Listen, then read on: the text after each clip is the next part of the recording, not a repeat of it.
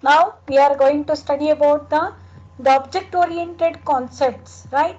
So as you people know that this object oriented programming concept is the third generation, that is the end of the third generation language, right? And nowadays the all the people you people are very familiar with the object oriented programming. That is a very important is Java EE, a very popular language which is a internet based language, so which is going to be useful for the internet browsing, right?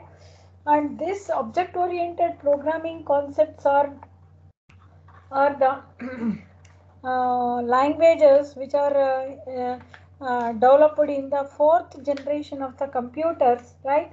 And among one is the object oriented programming in the development in software technology continue to be dynamic nowadays. Okay, now new tools and techniques are announced in the quick succession. This has forced the software engineers and industry to continuously look for new approaches to software design and the development. And they are becoming more and more critical in view of the increasing complexity of the software system as well as highly competitive nature of the industry. These rapid advances appear to have created a situation of crisis within the industry. So they added how to represent a real-time entities so to a problem in system design, how to design a systems with open interfaces, how to ensure the reusability and extensibility of the modules, and how to develop a modules that are tolerant to any changes in future, how to improve the quality of the software, how to manage the time schedule, how to industrialize the software development process. Many software products are either not finished or not used or else are delivered with a major errors, right? So, so software has been evaluated. Well-known writer in the field of artificial intelligence compared the evolution of software technology to the growth of a tree. Like a tree, the software evolution had distinct phases of layers of growth. These layers were built up one by one over the last 5 decades, which each layer representing in the improvement over the previous one. Okay. However, the analogy fails if we consider the life of these layers. In software systems, each of the layer continues to be functional, whereas in the case of trees, only one uppermost layer is functional. So in the layers of computer software, first is in the first generation of the computers, the machine language was evolved which uses zeros and ones to represent, right? And it is understandable to the machine because the computer is an electronic device which works on the principle of digital 0 and the 1, that is a off and on switch. That is why the people started writing the programs in machine level language. Then next level is due to too many disadvantages which we are going to found in the machine level language. Assembly level language have been evaluated. After assembly level language, we chooses a mnemonic as a language to represent symbolic names, to represent some operations and instructions, right? Which is also a machine dependent language, right? So assembler is a translator which is going to be used to convert the assembly level language into the machine level language. Then the procedure oriented programming language are also called as high level language, right?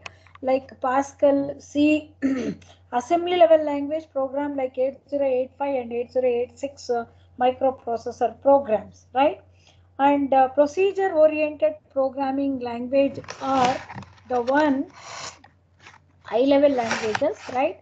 The C, Pascal, Fortran, COBOL are all high level language. They are the third generation languages. That is the reason why C is called as a middle level language. Okay. And they all need the translators as a compiler to translate high level language into the machine level language. And now we are going to study the object oriented concepts, how these features are implemented in a C++, right? C++ programming supports all the features of object oriented programming language. Actually, it is an incremented version of a C language. Okay. And it is developed by a person called as a B. Journey startup in 1979. He initially called the new language as a C with classes because the incremented version of a C is a C++. Okay. So why he called C with classes means all the features which supported by C is also features of C++. Only feature that has been added will be the classes and objects. That's why so he named that language as a C with classes. However, in 1983, the name was changed to C++. The plus plus, as you people know, that it is an incremented version of a C language, right? Incremented version of a C language, and that is the version why incremented version of a C language we named as a C++. With advent of the language such as C, structured programming became very popular and was the main technique in the 1980s. Structured programming was a powerful tool and enabled the programmers to write moderately complex programs fairly and easily. However, as the program grows larger, even the structured approach failed to show the desired results in terms of bug-free, easy to maintain, and reusable programs. This object-oriented programming is an approach to program organization and development that attempts to eliminate some of the pitfalls of the conventional programming methods by incorporating the best of structured programming features with several powerful new concepts. It is a new way of organizing and developing programs and has nothing to do with any particular language. However, not all languages are available to implement the hoop concepts easily, right? We use a C++, the language which is going to support both object-oriented programming as well as the other procedure-oriented programming languages also. And C++ is an extension of C language in that most C programs are also C++ programs. C++ is an opposite to C, which is going to support the object-oriented program. So object-oriented programming concepts system is we try to model real world objects, right? Most real world objects are have internal parts, that is the data members and member functions. Interfaces we call it as a the data member functions that enables us to operate them. Okay, then the object-oriented system is going to divide what are known as the objects, and it gives more emphasis in the data rather than the procedures, right? Whereas in procedure-oriented program, it gives more importance for the procedures rather than the data. So here in object-oriented program, it gives more on the data rather than the procedures. And in object-oriented programming, data structures are designed such that they characterize the objects.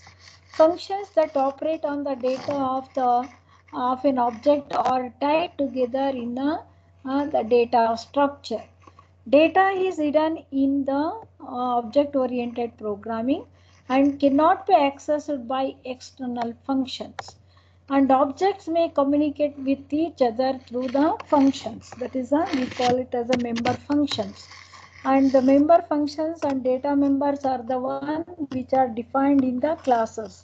Don't have the confusion that what is it data members, the new word, and what is it member function is a new word. No, they are the same functions and the variables, but the data members are the one which are declared variables declared under the class are called as the data members, and the member functions are the one which are going to declared under the class. They are called as the member functions.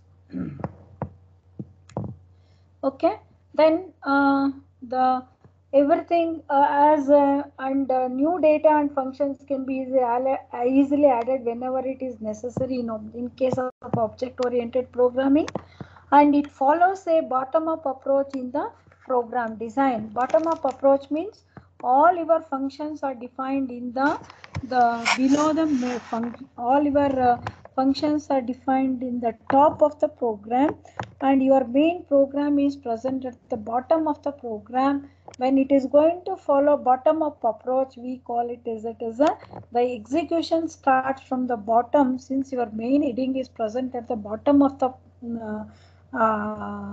program, right? So you know that C and C++ compiler always searches for the main to start its execution. The variables that hold data are called as a data members, right? The functions should operate on that data are called as a member functions. There are two parts in an object. One is a data member, the other one is a functions. In an object-oriented programming, the focus is mainly on the creating the objects to accomplish a task and not creating the procedures or the functions. Okay. In hoops, that is object-oriented programming, the data is tied morely in the functions and does not allow the data to flow freely around the entire programming, making the data more secure. Data is hidden and cannot be easily accessed by external functions. Compilers implementing the object-oriented program does not allow unauthorized functions to access the data, thus enabling the data security. That means some of the member functions which you are going to declare under the class, right? Only the class variables are accessed by the members of the member functions of the same class. Okay, the other unauthorized functions or the non-member functions are not allowed to access these variables. That is how we are going to give the security for the data. Only the associated function can operate on the data. There is no change of bugs creeping into the program. The main advantage of this object-oriented programming is to capability to model the real-world problems. As I told, it follows a bottom-up approach in program design. That is nothing but it is going to access the main program is present below the function. So your compiler C++ compiler starts your execution and moves on to the top. Okay, from bottom to the top. That's why it is called as a bottom-up approach in program design. So here, one more very important thing is, all the functions are going to communicate with each other. Okay, data are going to that is the variables or the data is going to communicate with their own functions, right? And in turn, these functions are going to communicate with each other. And whenever the object is created, the memory will be shared.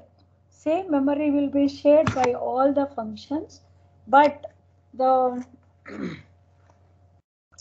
memory is common to the memory is common for all the functions. Okay, so that is a one very important point you must remember, because they will not the variable separate memory location is allocated, but for the functions there will common memory location is allocated for all the member functions in the class. Okay, so then, and that is one property where we can learn about the very important, that is the sharing of the memory when the object is created. And when we are going to create an object, that object is also called as a class variable. The class variable is used to access the methods or the data members of the same class. Okay, then Identifying the objects and assigning the responsibilities to these objects.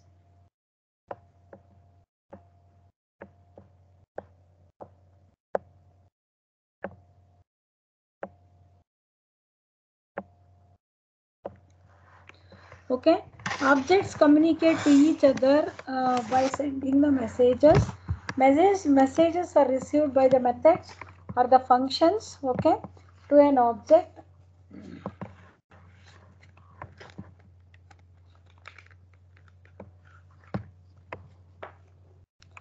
And that is called as a message passing property, we can call it, right?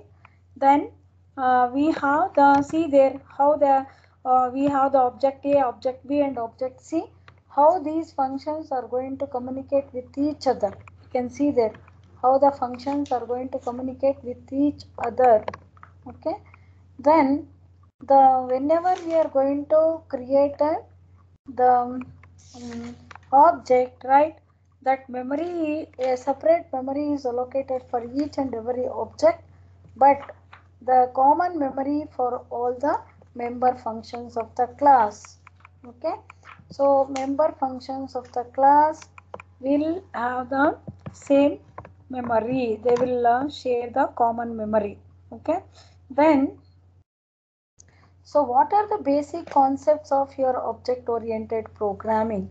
Very, very important point, and they will ask for 10 marks also. This is you have to learn the basic object-oriented programming concepts, that is object, classes, data abstraction, data encapsulation, right?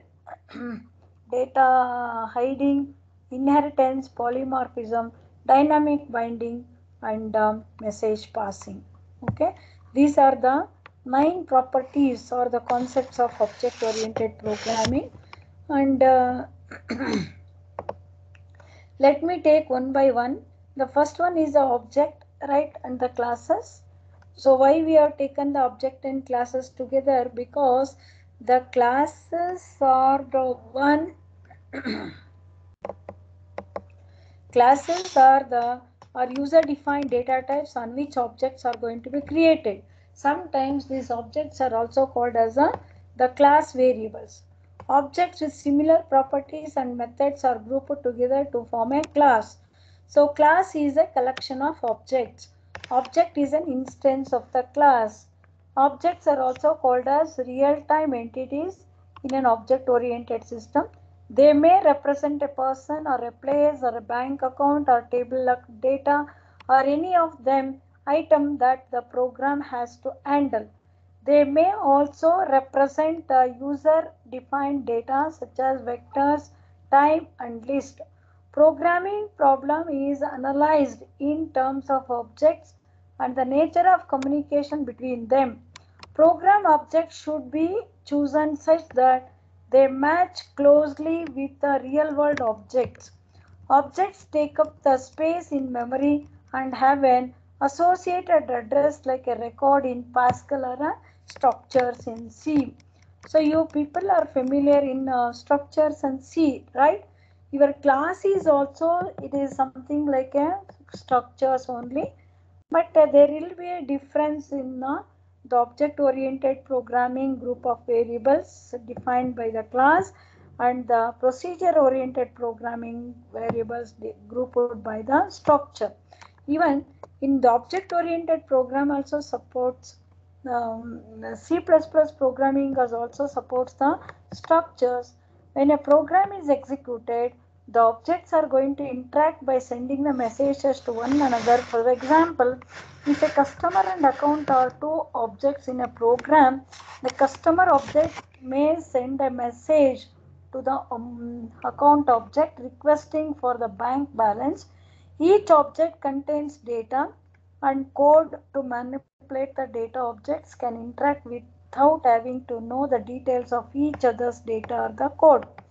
It is sufficient to know the type of message accepted and the type of the response returned by the objects, although different authors represent them differently, right? So data, that is a classes. When you come to the classes, just we have mentioned the objects contain the data and code to manipulate that data. The entire set of the data and code of an object can be made a user defined data type with the help of a class. In fact, objects are variables of the type class. Once a class has been defined, we can create any number of objects belonging to that class. Each object is associated with a data type class with which they are created. A class is thus a collection of objects or similar type. For example, mango, apple, orange, or the members of the class fruit. Okay. Classes are user defined data types and behaves like the built-in types of the programming language. The syntax used to create an object is no different than the syntax used to create an integer object in C. In fruit has been defined as a class and then the statement. So example, fruit mango will create a object mango belonging to the class fruit because mango is a fruit. Okay. Next is the data abstraction and the encapsulation. The abstraction, the wrapping of the data and functions into a single unit is called as an encapsulation, right? That also called as a data encapsulation we are calling. Okay. And data encapsulation is the most striking feature of the class because both the variables and member functions are declared in a single unit called as a class. The data is not accessible to the outside world and only those functions which are wrapped in the class can access it. Sorry. So that means that is only the member functions which are present in the class, they can access it. These functions provide the interface between the object's data and the program. This insulation of the data from the direct access by the program is called as a data hiding or information hiding. So why it is a property called as a data hiding and data encapsulation? That is because data hiding is a property where we are going to have the in a class three sections of the data: private, public, and the protected section of the data. So some of the variables declared under the private section, so those variables are accessible only to the member functions of the same class. That is the reason why they are called as the property called as a data hiding property. Okay. Then data abstraction, when you come to the data abstraction, it is refers to the act representing the essential features without including the background details of or the explanations. For example, the classes use a concept of abstraction are defined as a list of abstract attributes such as the size, weight, and cost, and functions to operate these attributes. They encapsulate all the essential properties of the objects that are to be created. The attributes are sometimes called data members because they hold information. The functions that operate on these data are sometimes are called as a methods or member functions. Since the classes use the concept data abstraction, they are also known as abstract data types. Okay. So, for example, if you take a bank, they will not ask which bank, how many customers are there, what is a transaction, and all, right? So, simply they are going to give a name and what are the transactions. Normally, is the standard transactions that the customer is going to perform. Those will be the attributes of that bank. Okay, they will not ask any history of the bank or how it has been developed, who found that bank, right? And who is the chairman, who is the president, all information is not at all required, right? So, for example, you take how to translate them, finally display them on the screen. So, for example, you take C++, okay? So, LO, C out is the output object which is used to display messages on the screen. So cout to lesser than symbol is used without leaving the space, that is called as the insertion operator. Okay, insertion means something it is going to insert it on the screen. Okay, the yellow C++ is with whatever we are going to give within the double quotes, it is going to be displayed as it is on the screen. All the logic and even almost all the things will be same like a C only and even the all the input output functions and control structure also can be worked on C++. But apart from that C, we are going to use the C++ advanced features like a cin and cout are the two input output methods which are used to display, to input the data and to display the data. So endl is the operator which is going to end of the line and return 0. Here you don't need to understand how cout display the text on the user screen. You need to only know the public interface, and the underlying implementation of the couts is free to change. So as I already discussed the data encapsulation, it is also sometimes called as a data hiding. That is because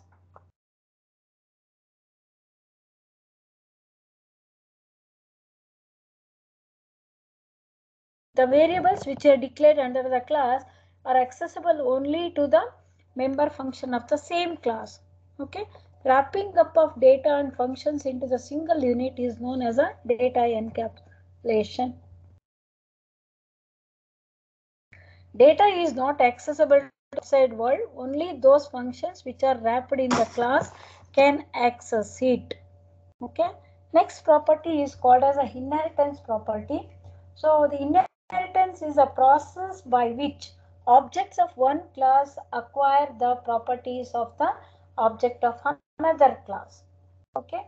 So it supports the concept of hierarchical classification. For example, you take bird Robin is a part of the class flying bird, which again a part of the class bird. The principle behind is that you are going to derive this as a flying birds and non-flying birds, right? So division into each derived classes shares the common characteristics with the class flying bird and the non-flying bird. Okay, and flying birds will have its own attributes and non-flying bird will have its own attributes. Okay, so when you come to the flying bird, robin and swallow are the flying birds, and non-flying birds are penguin and the kiwi. Okay, and again the kiwi will have, even though it is a non-flying bird, it is having its own attributes, and penguin is also a non-flying bird, but it is having its own feature, its own characteristics. That is a different attributes we call it. Okay. So in object-oriented programming, the concept of inheritance provides the idea of reusability. This means that we can add additional features to an existing class without modifying it. This is possible by deriving a new class from the existing class. The new class will have the features or the combined features of both the classes. The real appeal and the power of this inheritance mechanism is that it allows the programmer to reuse a class that is almost but not exactly what he wants, and to tailor the class in such a way that it does not introduce any undesirable side effects into the rest of the classes. Note that each subclass defines only those features that are unique to it without the use of the classification. Each class would have to explicitly include all of its features. Okay.